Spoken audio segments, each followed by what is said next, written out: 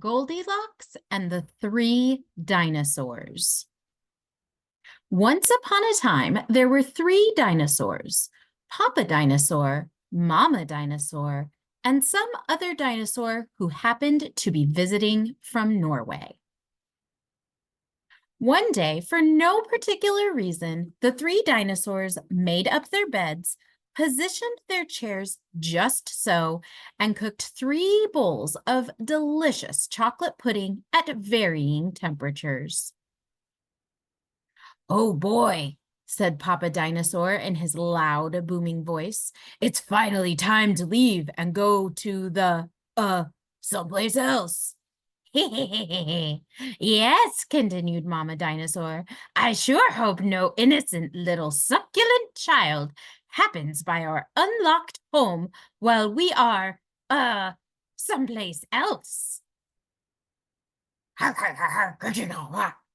Then the other dinosaur made a loud noise that sounded like a big evil laugh, but was probably just a polite Norwegian expression. The three dinosaurs went someplace else and were definitely not hiding in the woods, waiting for an unsuspecting kid to come by. Sure enough, 5 minutes later, a poorly supervised little girl named Goldilocks came traipsing along.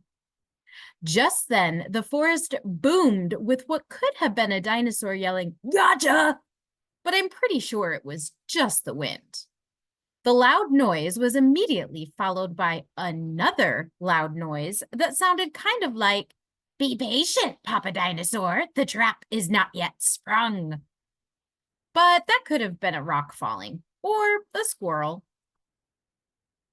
Either way, Goldilocks was not the type of little girl who listened to anyone or anything. For example, Goldilocks never listened to warnings about the dangers of barging into strange, enormous houses. So, as soon as Goldilocks came across a strange, enormous house, she barged right in. Inside, Goldilocks immediately smelled the 3 bowls of delicious chocolate pudding. "Mmm," said Goldilocks. "That chocolate pudding smells delicious. If only I could get all the way up to the top of the counter." Then Goldilocks noticed a very tall ladder that just happened to be there and certainly wasn't left on purpose. Goldilocks climbed up the ladder and found herself face to face with 3 gigantic bowls of chocolate pudding. The first bowl of chocolate pudding was too hot, but Goldilocks ate it anyway because, hey, it's chocolate pudding, right? The second bowl of chocolate pudding was too cold, but who cares about temperature when you've got a big bowl of chocolate pudding? Not her. The third bowl of chocolate pudding was just right, but Goldilocks was on such a roll by now, she hardly noticed. Soon, Goldilocks was stuffed like one of those delicious chocolate-filled little girl bonbons, which, by the way, are totally not the favorite things in the whole world for hungry dinosaurs. Tired and groggy, Goldilocks noticed 3 chairs in the living room. So she climbed down the ladder and walked out of the kitchen. The first chair was too tall. The second chair was too tall, but the third chair was too tall. Goldilocks wasn't going to climb that high just to sit in some chair, so she hiked on over to the bedroom. When she got there, Goldilocks noticed that the beds were also gigantically big. "What's going on around here?" groaned the exhausted girl. "The bears that live here must be nuts." Just then, the room filled with a loud, booming noise that was either a passing truck or a dinosaur gloating. "A few more minutes and she'll be asleep. Delicious chocolate-filled little girl bonbons are yummier when they're rested." Even a little girl who never listens to anyone or anything had to hear that.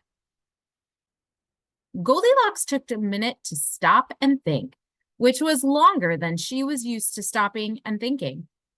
"Hey," she told herself, This isn't some bear's house. This is some dinosaur's house.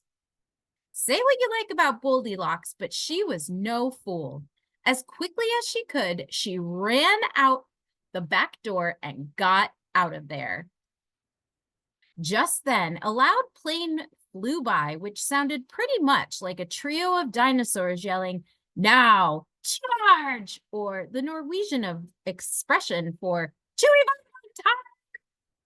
Suddenly and completely coincidentally, the three dinosaurs rushed through the front door, but they were too late. Goldilocks was gone, and all that was left in the house were three disappointed dinosaurs. The end. And the moral is, if you ever find yourself in the wrong story, leave.